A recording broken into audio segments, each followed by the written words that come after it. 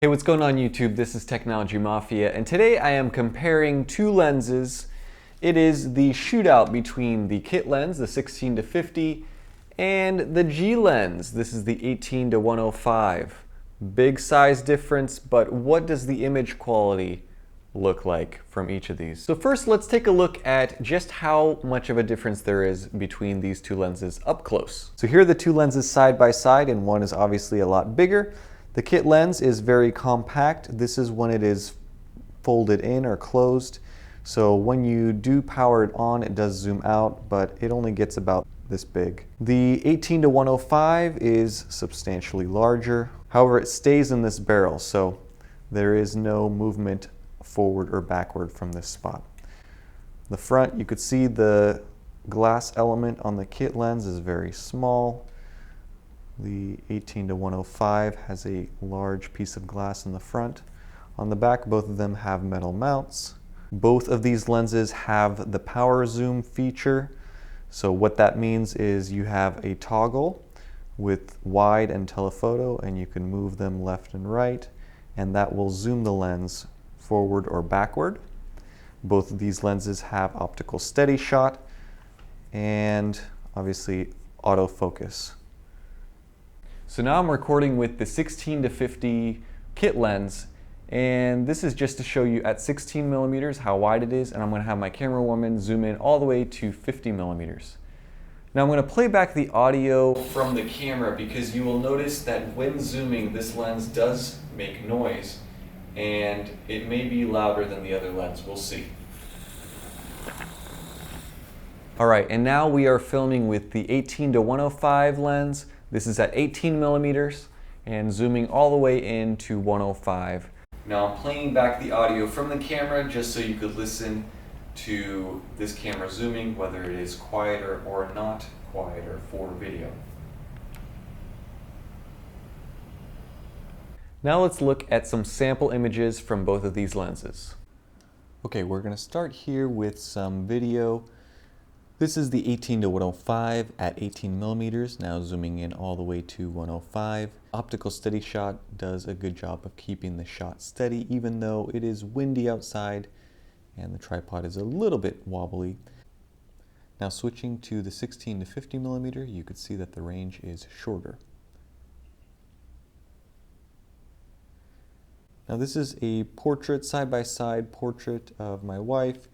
On the left we have the kit lens, on the right we have the G lens, and I'll refer to the 18 to 105 as the G lens from this photo forward.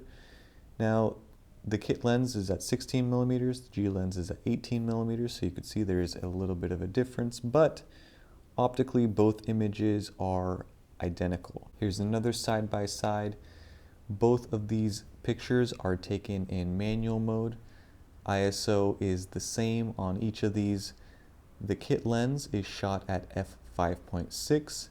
The G lens is at f4. So you could see that in this picture, the G lens on the right is the better image. You could see there's more bokeh blur in the background.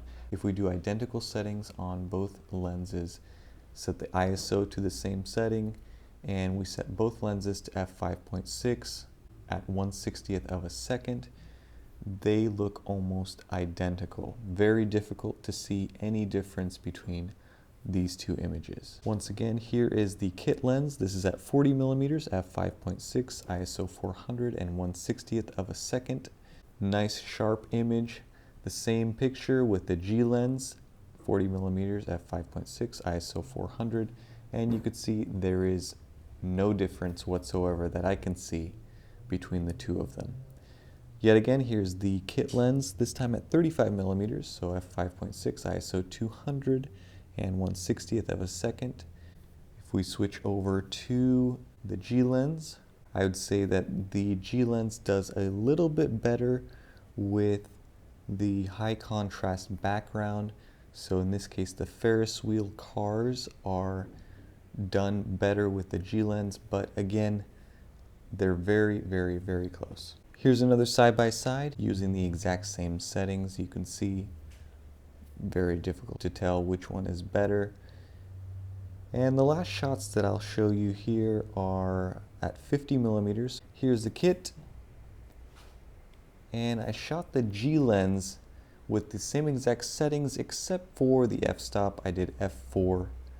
So you'll see an improvement in image quality, and the purpose of this is just to show you that the same image given the same circumstances will turn out slightly better on the G lens simply because it has that constant f4 aperture. And what is the conclusion? So I think that the 18-105 is a lens that is just solid all around. It covers a large zoom range, and it really does everything pretty well. I've noticed that on the telephoto end, as soon as you get closer to that 105mm range, it does tend to distort things in a weird way. I can't really describe it. The build quality is excellent. It's almost up there with the Canon L glass in my opinion. If this was a little bit heavier and made from a bit more metal, I think that it would be right up there. The power zoom feature, I think that it zooms in and out very smoothly and quietly.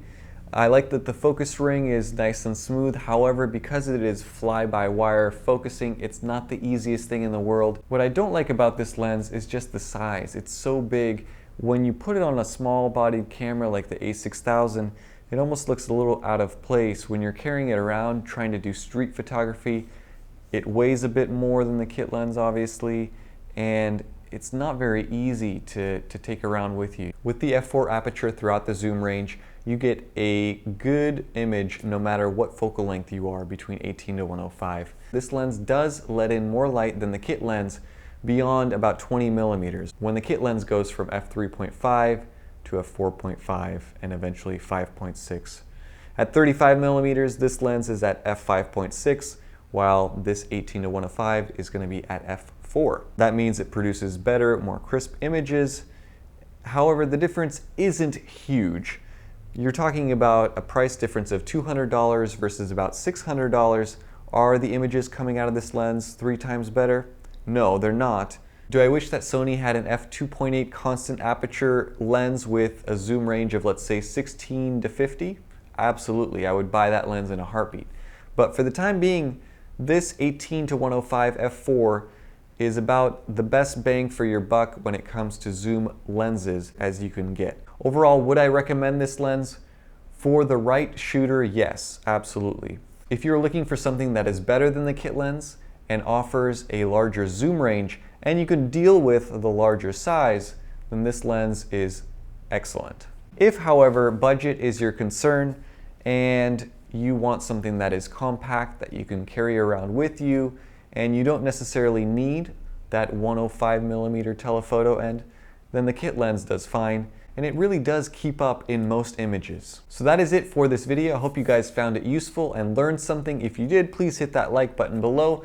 If you are not yet subscribed to the channel, be sure to subscribe. If you have any questions about either one of these lenses or would like me to do a more detailed comparison with another lens, comment down below and I may do that in a future video. Thank you guys for watching, and I hope you have a great day. Bye-bye.